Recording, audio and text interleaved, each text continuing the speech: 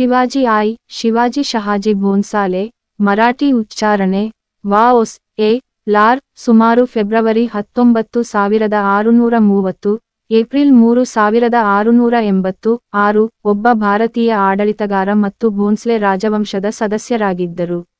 7 ಶಿವಾಜಿ ಬಿಜಾಪುರ ಸುಲ್ತಾನರ ಸಹಾಯಕರಾಗಿ ಸೇವೆ ಸಲ್ಲಿಸಿದ ತನ್ನ ತಂದೆಯಿಂದ ಜಾಗೀರ್ ಅನ್ನು ಆನುವಂಶಿಕವಾಗಿ ಪಡೆದರು, ಇದು ನಂತರ ಮರಾಠಾ ಸಾಮ್ರಾಜ್ಯದ ಮೂಲವನ್ನು ರೂಪಿಸಿತು. 1674 ರಲ್ಲಿ ಅವರು ರಾಯಗಢ ಕೋಟೆಯಲ್ಲಿ ತಮ್ಮ ಸಾಮ್ರಾಜ್ಯದ ಛತ್ರಪತಿಯಾಗಿ ಔಪಚಾರಿಕವಾಗಿ ಪಟ್ಟಾಭಿಷೇಕ ಮಾಡಿದರು. 8 1674 ರಲ್ಲಿ ಸ್ಥಳೀಯ ಬ್ರಾಹ್ಮಣರ ವಿರೋಧದ ಹೊರತಾಗಿಯೂ ಶಿವಾಜಿಯನ್ನು ರಾಜನನ್ನಾಗಿ ಪಟ್ಟಾಭಿಷೇಕ ಮಾಡಲಾಯಿತು.